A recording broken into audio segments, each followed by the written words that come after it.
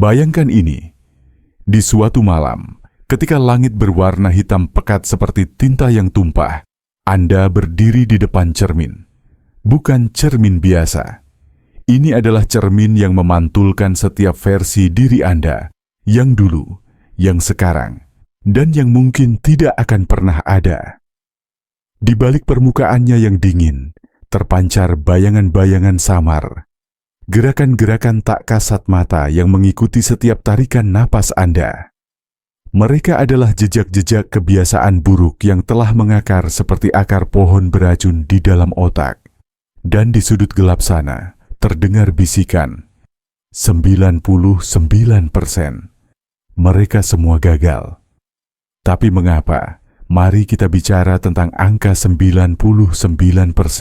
Bukan sekadar statistik. Ini adalah kutukan.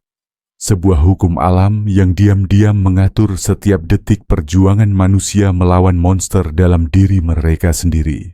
Monster yang tidak berbentuk, tapi hidup dari setiap kepulan rokok yang dihisap, setiap jam tidur yang terbuang, setiap kata kasar yang meluncur tanpa kendali.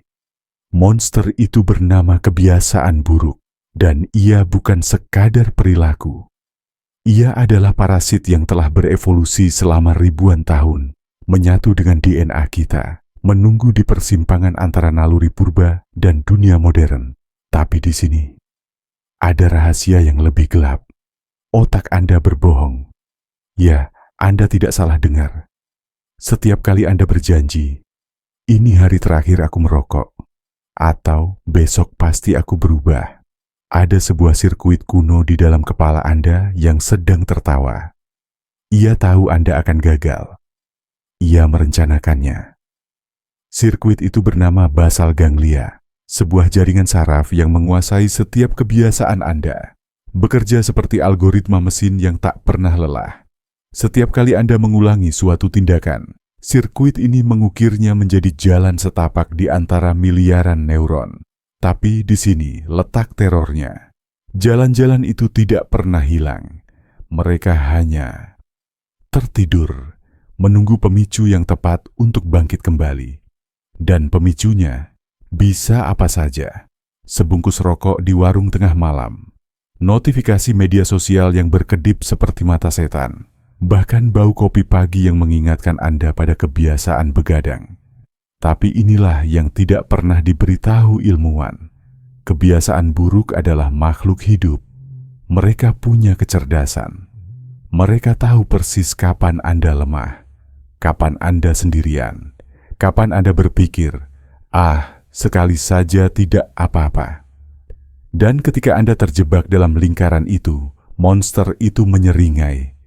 Karena ia tahu Anda telah jatuh ke perangkap yang sama, seperti 99% korban sebelumnya. Tapi tunggu, apa yang terjadi pada 1% yang berhasil? Apakah mereka manusia super? Pemilik gen langka? Atau mereka telah menjual jiwa pada sesuatu yang lebih mengerikan? Inilah misteri yang akan mengubah cara Anda memandang diri sendiri selamanya. Di suatu laboratorium bawah tanah di Swiss, tahun 1987, sekelompok neurosaintis melakukan eksperimen terlarang. Mereka menyuntikkan zat psikoaktif ke dalam otak tikus yang kecanduan kokain. Hasilnya, tikus-tikus itu berhenti mencari obat. Tapi bukan karena zat itu menyembuhkan, melainkan karena mereka lupa bagaimana cara menginginkan. Kebiasaan buruk lenyap bersama dengan hasrat hidup mereka. Tikus-tikus itu mati dalam diam, tak lagi memiliki keinginan untuk makan, minum, atau bergerak. Apakah ini harga yang harus dibayar 1% itu? Tidak. Jawabannya lebih sederhana dan lebih menakutkan. Rahasia 1% itu terletak pada sesuatu yang disebut the ghost loop, sebuah fenomena di mana manusia tidak melawan kebiasaan buruk, tapi memanipulasi ingatan masa depan. Setiap kali Anda gagal, otak Anda merekamnya sebagai kenangan yang memprediksi kegagalan berikutnya. Tapi 1% itu, mereka menghapus peta kaset mental itu sebelum sempat diputar. Bagaimana? dengan trik yang disebut pembajakan dopamin.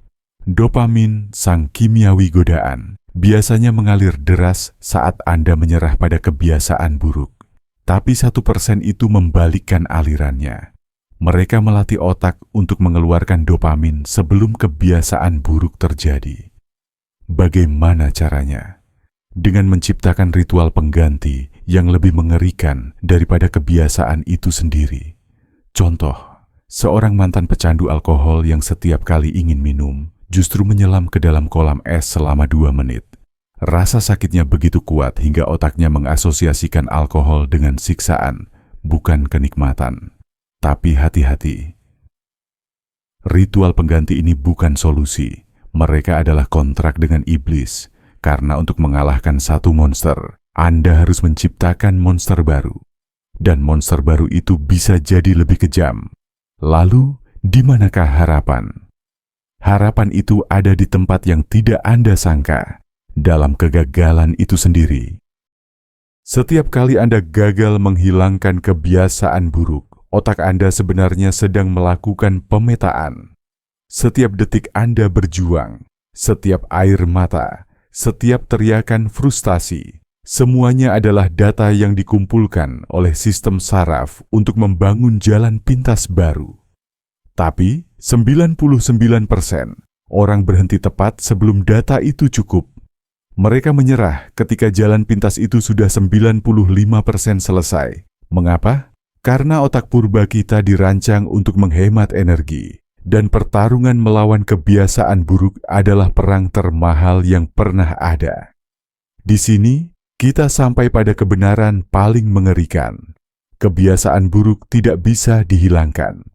Mereka hanya bisa ditukar dengan kebiasaan lain yang lebih kuat. Dan disinilah 99% manusia terjatuh. Mereka mencoba menghapus, bukan mengganti. Tapi 1% itu, mereka adalah ahli sulap yang menipu otak sendiri. Mereka menanam kebiasaan baru di atas kuburan kebiasaan lama, seperti membangun katedral megah di atas reruntuhan kuil pagan. Tapi ada satu pertanyaan yang masih menggantung. Apa harga yang harus Anda bayar untuk menjadi bagian dari 1% itu? Jawabannya akan membuat Anda bergidik.